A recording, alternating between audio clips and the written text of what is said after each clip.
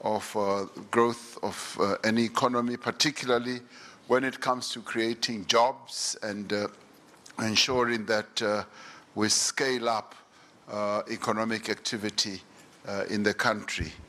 Foreign direct investment is critical in this effort because it strengthens not only productive capacity in our economy, but it is also responsible for the transfer of technology. You just heard here from IBM how IBM, in participating through labs and otherwise in our economy, is able to make a contribution to the growth of our economy, but also the improvement in human capital, as well as from Procter and Gamble, how manufacturing processes can also be enhanced by their participation in our economy. Now, greater capital inflows in our economy generate greater trade flows in the end. And South Africa is well positioned not only to benefit for itself, but also for the continent of Africa as we continue to be the gateway into the African continent as the most industrialized country on the African continent. And it is for this reason that earlier this year, in terms of attracting investment into our economy from both local investors as well as offshore investors, that we launched an ambitious project, investment drive to raise $100 billion over the next 5 years. We want to see this clearly motivated at our conference, which is going to be held from the 25th to the 27th of October. The investment conference will involve both domestic and international investors, but it is also going to provide a platform for would-be investors who would like to look at opportunities in South Africa to hear us outline our investment book. We're building an investment book that will be outlining a number of subsectors of our economy that are available and ripe for investment. And in preparation for this conference, I appointed 4 special investment envoys, and some of them are sitting here in the audience, who have spent the last few months going through our own country, talking to would-be investors and current investors, but also going to the 4 corners of the world, talking to investors and would-be investors. They have traveled to financial centers in Africa, in Asia, in the Middle East, in Europe, and here in the Americas to meet potential investors. Through this work, we are establishing new investment relationships and strengthening existing ones.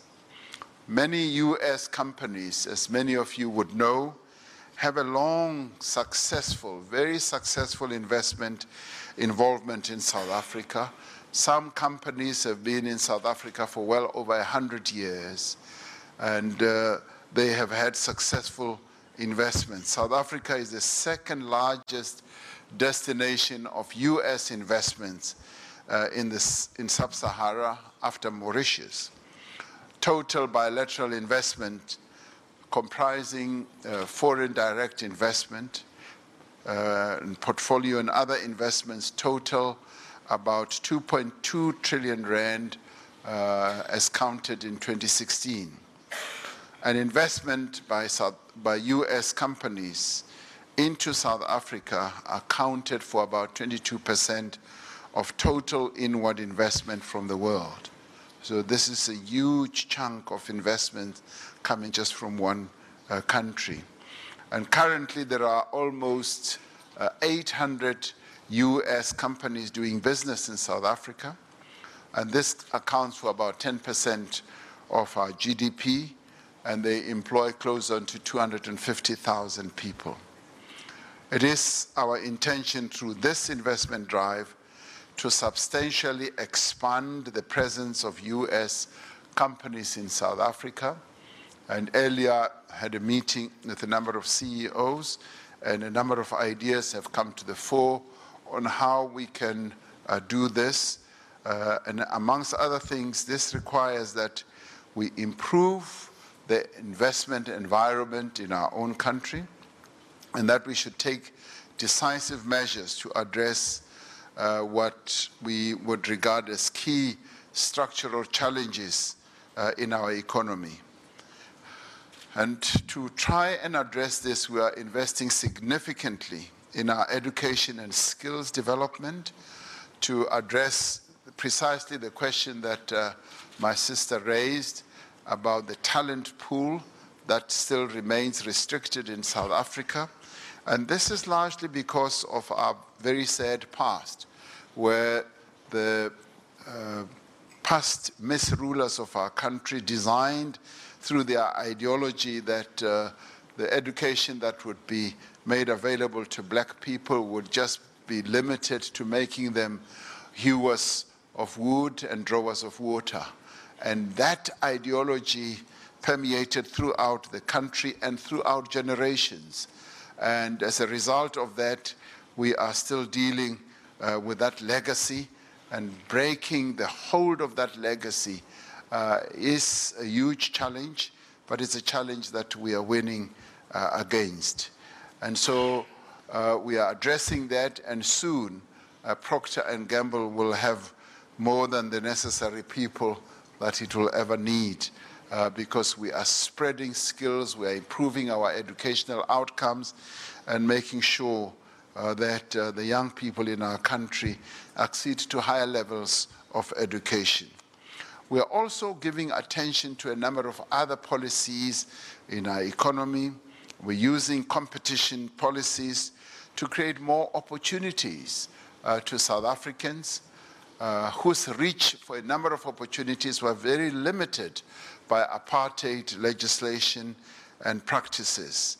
We are doing this to create more entrance into the market, and we are also reducing the cost of doing business in South Africa, but at the same time we're also developing our economic infrastructure to make doing business a lot easier. We are working with great urgency to guide our economy towards a more sustainable growth trajectory and to restore South Africa to investment-grade status at all the credit rating agencies.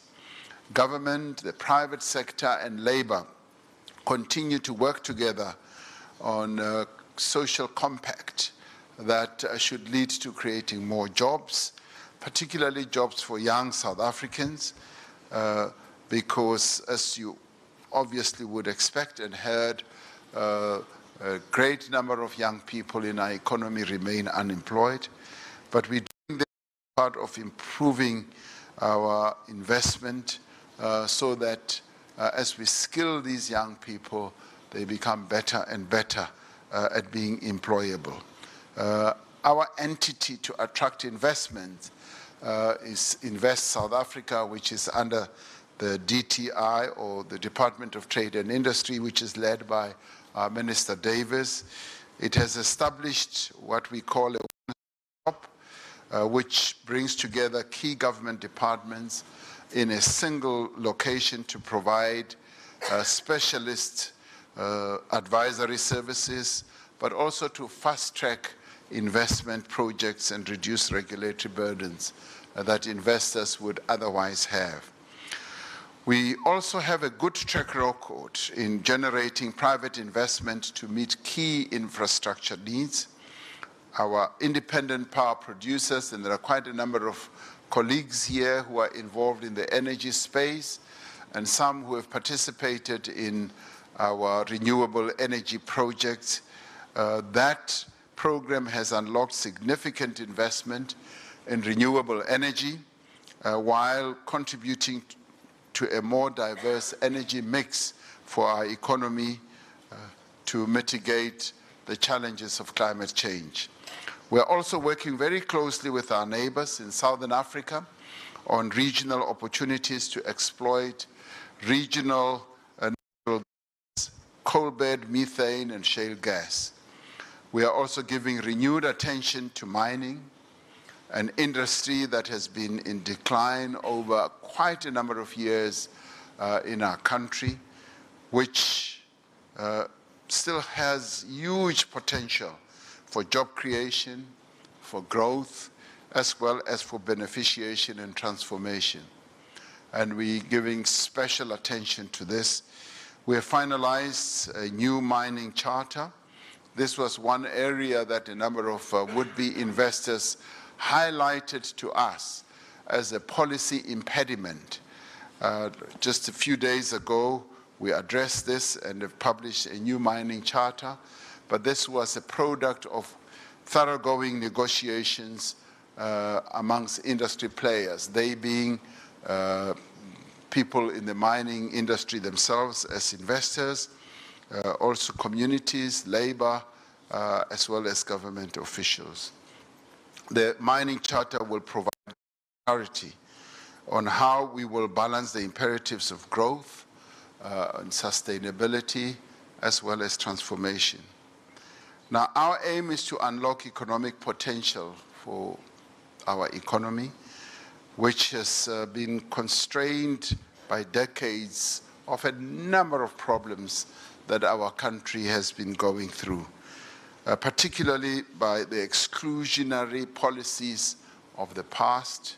The structure of our economy is such that the majority of people, the indigenous people of our country, were excluded from playing a meaningful role in their own economy by law, by convention, and by practice. Now, for generations, Black South Africans were denied these opportunities to own assets, to participate in meaningful business, and also to establish businesses. And their skills development was also constrained, especially by law. And these are some of the problems that we're having to address. Nowhere was this more apparent than in the patterns of ownership and the use of land. The extreme concentration of ownership of land in our country is one of the great impediments to the full realization of our country's potential. And if you can imagine that land as an asset class or as an asset base was only restricted to a minority, even a minority of all minorities in our country, where 87% of the land mass of the country was restricted to less than 8% of the population, and the majority of our people were only allocated 13%. Now that continued for decades and decades, and in fact for generations. This went into constructing the structure of our economy, where a massive resource was held away from participation to the majority of our people, so we're having to deal with that.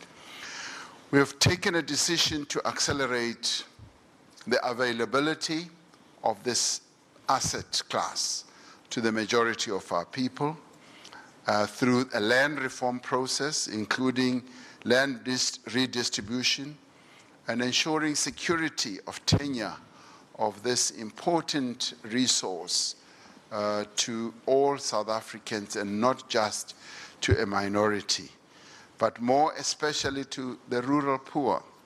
We are determined that this should be achieved in a manner that is consistent with our Constitution, with the rule of law, but ultimately it should also ensure that we have increased agricultural production and food security, but more importantly, that as we address this, it should lead to economic growth and not economic stagnation or decline.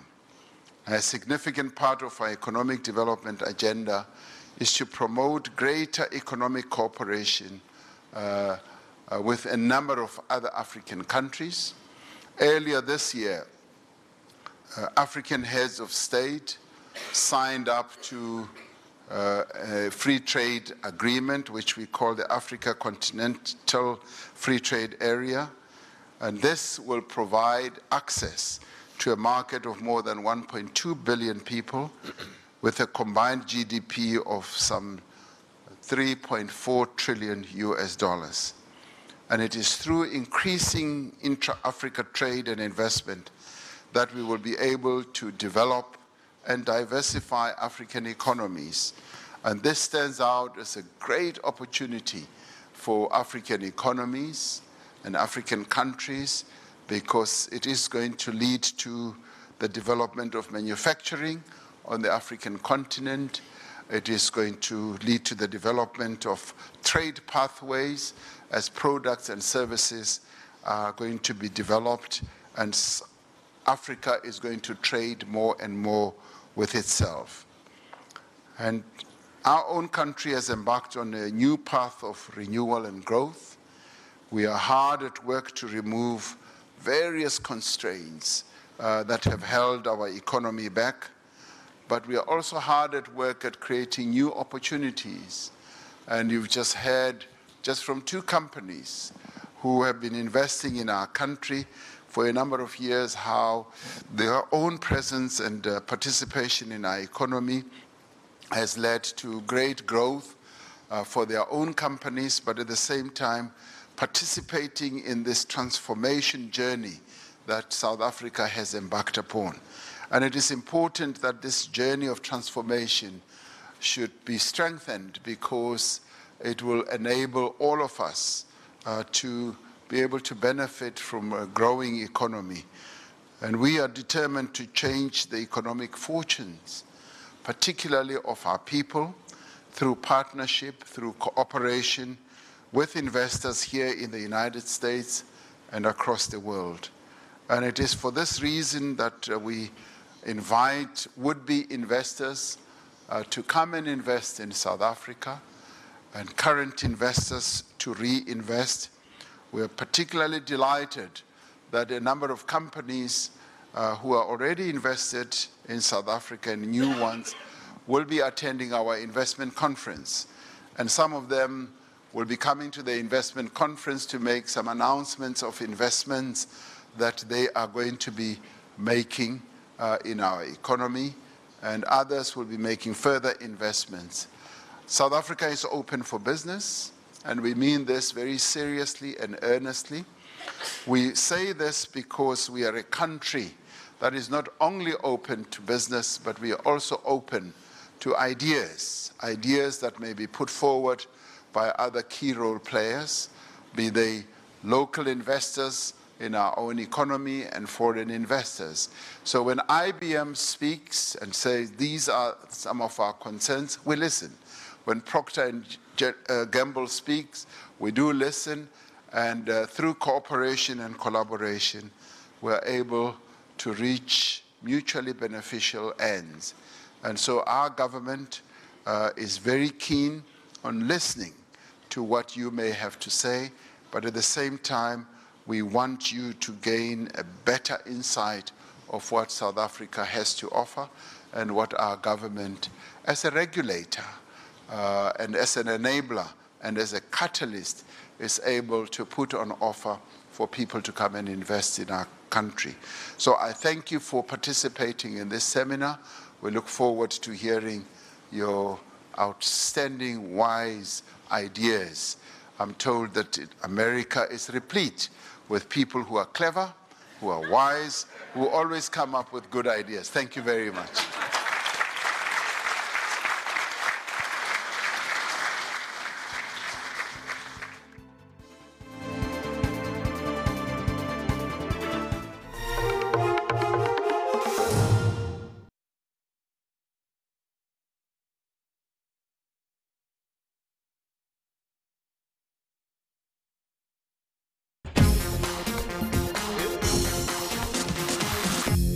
Township under siege, roads blockaded, and the atmosphere here remains tense. Residents want their houses damaged by the storms repaired. Rains are coming. Who's going to repair my furniture? Police remain vigilant. We may never have sufficient members, but the members that we have, we are comfortable with them. We are in a position to deal with the situation. From us also as councillors, we lack information as it's not cascaded to us.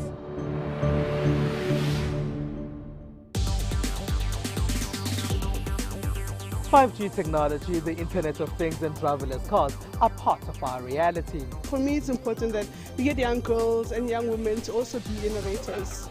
Data scientists solve problems using data, and that's required everywhere. Then there's the Internet, that's part of everything that we do. It's an IoT broom, which basically means it's a connected broom. It's a broom connected to the internet. My favorite innovation has to be Waze. On Network, we give you African technology and social media news. That's Network with me, Phumelele Zondi, every Saturday at 8:30 p.m. As democracy matures, we get into discussing very, very sensitive issues. I think that there's a lot of people that are applauding it. I'm sure it's going to be appealed. It is the beginning of a long journey of South Africa fighting racism. That sticky label of being a white party, so to speak, doesn't seem to want to go away. So the competition actually helps, and it brings out winning in total. Stay tuned to Media Monitor every Sunday from 9 a.m. Special assignment. Crime keeps the society in terror and pain. Why so? If someone phones me, this phones me, tells me, okay, look, I need a silver, and I get you all driving, I'll take it. What pushes normal people to be so hard, heartless, and brutally kill one another? The other side of it could be more for their own psychological need. It might be part of a sexual fantasy that they have. It could be about power and control. After proper investigation is followed, the perpetrator gets arrested. It's quite a massive process. And ultimately, they pay payments. I think justice is served. Emotional scars remain. We would pay any price to get him back, and the sad reality is that it's gone. Special assignment. We unravel the truth every Sunday at 21:30. Hey, amakhazi asibulele since kusilile fatimbaula like yabanda le goli, and then sesiye decide ukuthi sivele sibase umlilo khona sokhona nokufudumala kusebenzeki nakahle. Police killers are not coming from the sky. They are actually coming from the communities where we are. So it cannot be correct. We regret what has happened because the strike affects everyone. So is electricity. Electricity also affects everyone. It's a community problem. We are owing ESCOM. Currently, we could not reconcile the bill, what they bill us, with theirs. We could not agree.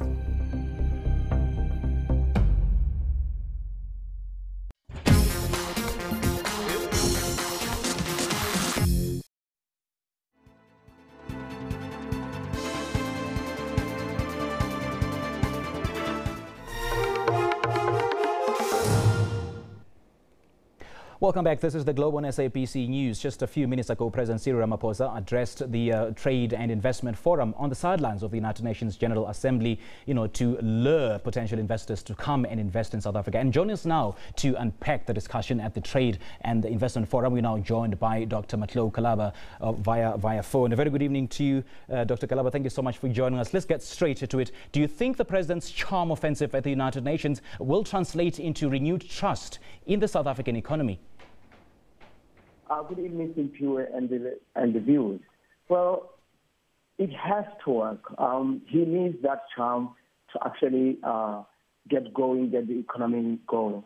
Like he said when he came in as a president, back in February, he did make that, pledge to raise $100 billion in investment.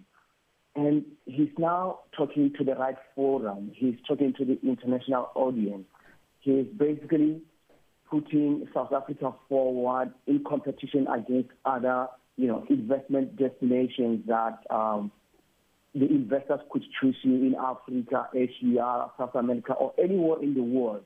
So I think he has to make that message consistently and deliver a very good and positive story about how South Africa can be a good host, a useful and a profitable return for investors.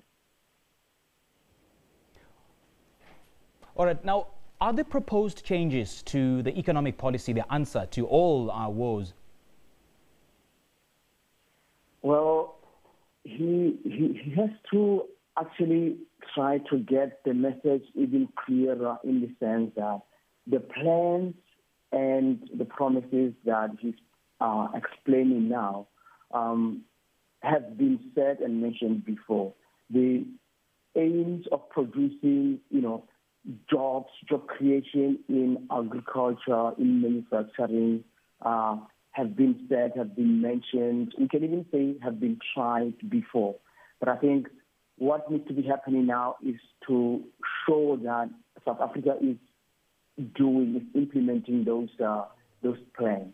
The areas of infrastructure, but I think for him, the big question or the elephant that he keeps addressing or need to address is the land reform, which we know that, even President Clinton earlier on in another forum put it straight to him that how are you going to make sure that this does not end up in a disastrous outcome?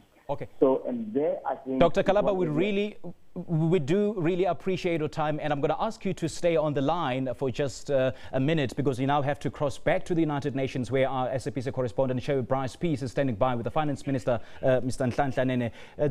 Sherwin, a very good evening to you. Thank you so much for joining us. I'm sure you've been listening to President Cyril Ramaphosa's very, very ambitious charm offensive at the United Nations, at the Forum and Investment... Yeah, at the Forum and Investment Trade. So what is it of significance that came out of that? And I do believe that you're with the Finance Minister, Nhlanhla Nene.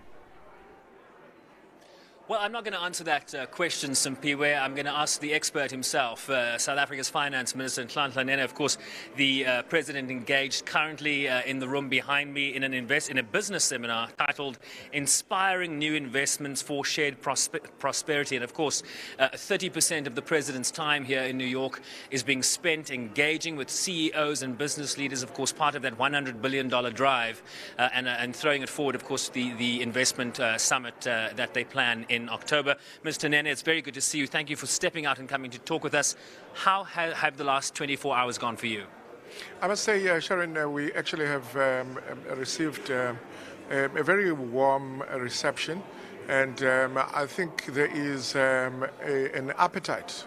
People are encouraged that they think South Africa has actually put forward a formidable program that actually is quite inviting for them to invest in our economy.